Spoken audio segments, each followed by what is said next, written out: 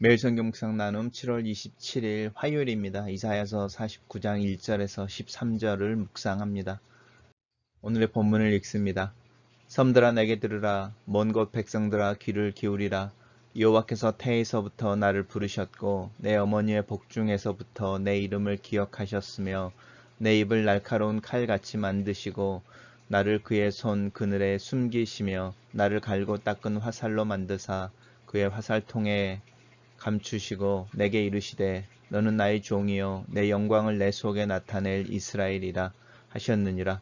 그러나 나는 말하기를 내가 헛되이 수고하였으며 무익하게 공연히 내 힘을 다하였다 하였도다. 참으로 나에 대한 판단이 여호와께 있고 나의 보응이 나의 하나님께 있느니라. 이제 여호와께서 말씀하시나니 그는 태에서부터 나를 그의 종으로 지으신 이요 야곱을 그에게로 돌아오게 하시는 이시니 이스라엘이 그에게로 모이는도다. 그러므로 내가 여호와 보시기에 영화롭게 되었으며 나의 하나님은 나의 힘이 되셨도다.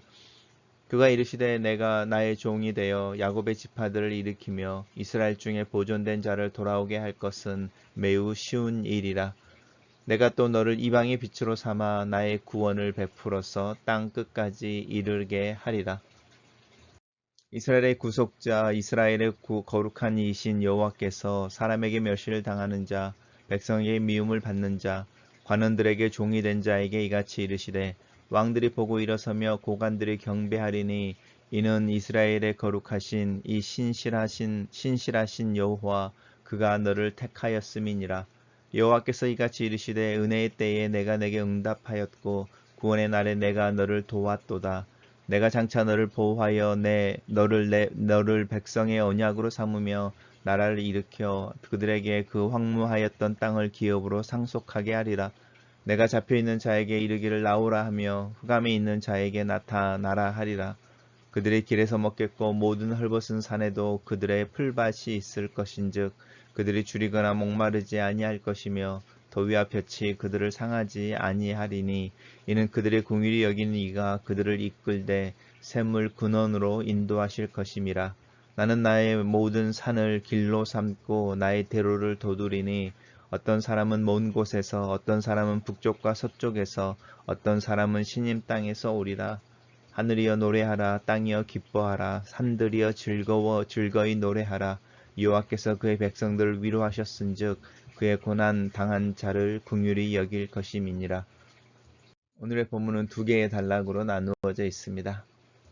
첫 번째 단락입니다. 섬들아 내게 들으라. 먼 곳 백성들아 내게 귀를 기울이라. 이렇게 말하는 이 자연을 부르는 것, 이것이 이제 어떤 그 주의를 돌리는 거죠. 어텐션을 요청하는 것입니다. 또 사람들을 부를 때 이야기하는 거죠. 이 노래가 단순히 이스라엘 백성들에게 전해지는 노래가 아니라 이 자연과 또 하나님의 피조 세계와 모든 열방들을 향한 이 노래라는 것을 이야기하고 있습니다.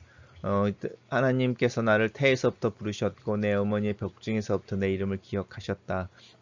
이것은 이제 하나님의 택하심에 대한 이야기를 하는 건데 예레미야를 부르실 때도 하나님이 동일한 이야기를 하셨습니다. 내가 너를 네 어머니의 태 속에서부터 알고 기억하고 불렀다라고 하는 부분들이 있습니다.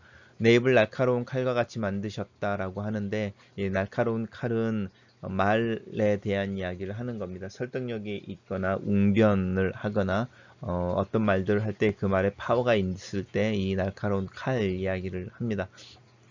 나를 그의 손 그늘에 숨기시고 나를 갈고 닦은 화살로 만드셨다. 하나님이 그 만군의 여호와라고 이야기하는 그 군대 장관처럼 천군 천사들의 맨 앞에 서서 행진하시는 하나님의 모습으로 나타날 때에 그 하나님이 맨 처음에 가장 편하게 이렇게 그 활시를 당길 때 쓰는 화살에 대한 이야기를 하고 있습니다. 그러면서 나의 종이요 내 영광을 내 속에서 나타낼 이스라엘 이렇게 말하는데요.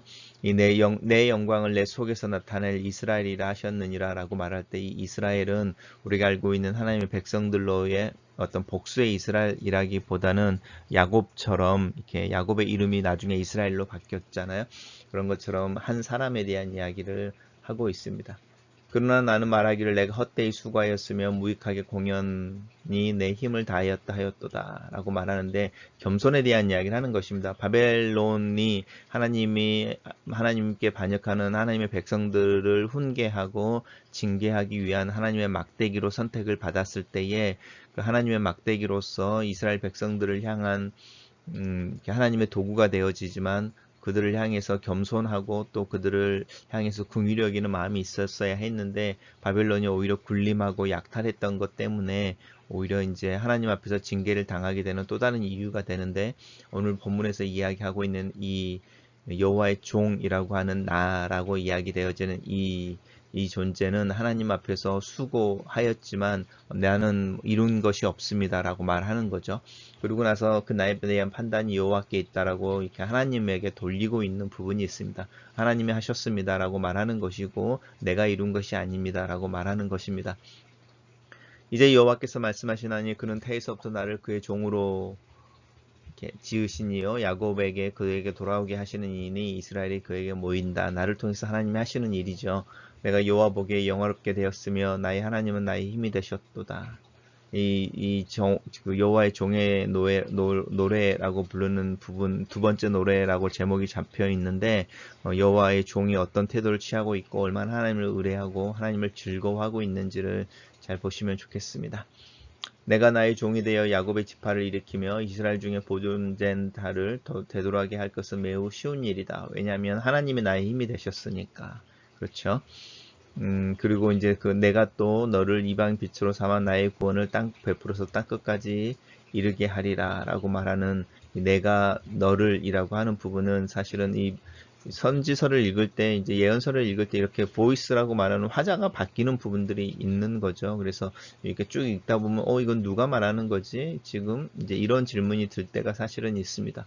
우리가 이렇게 쭉 따라오면서 이스라엘의 보존된 자를 돌아오게 할 것은 매우 쉬운 일이다. 나의 하나님이 나의 힘이 되셨도다. 이렇게 말을 하다가 내가 또 너를 이방인 빛으로 삼아 나의 구원을 베풀어서 땅 끝까지 이르게 하리라 이렇게 나오면 이 내가 누구인지, 너는 누구인지 이렇게 나오죠. 그러면 이 본문은 사실은 잘 묵상해 보시면 이 내가는 하나님인 거죠. 하나님이 이 여호와의 종에게 하는 이야기이죠. 내가 너를 이방인의 빛으로 만들어서 나의 구원을 땅 끝까지 이르게 하리라라고 갑자기 화자가 이제 하나님의 음성이 말하는 사람이 하나님의 말하는 존재가 하나님으로 바뀌어져 있는 것들을 볼 수 있습니다. 이제 이런 부분들에 대해서 좀 당황하지 않는 게 선지서를 묵상하는 방법 중에 하나이기도 합니다. 오늘 이 본문에서 나오는 이 나라고 하는 사람이 누구일까? 이제 이사야서에서는 고레스를 거의 메시아로 대접을 하고 있으니까 고레스가 부르는 노래일까? 근데 이렇게 잘 읽어보시면 사실은 고레스는 아닌 것 같죠. 왜냐하면 이스라엘이라는 표현을 쓴다든지 이방인의 빛으로 삼아 나의 구원을 베풀어 땅끝까지 이르게 한다 이런 표현이라든지, 또 이제 전체적으로 보시면 우리는 그의 종으로 지으신 나를 그의 종으로 지으시니라고 말하는 이 존재는 우리는 메시아, 우리가 예수를 그리스도로 고백하는데 그리스도가 메시아라는 뜻이잖아요. 그래서 우리는 예수님에 대한 이야기를 하고 있다고 믿습니다.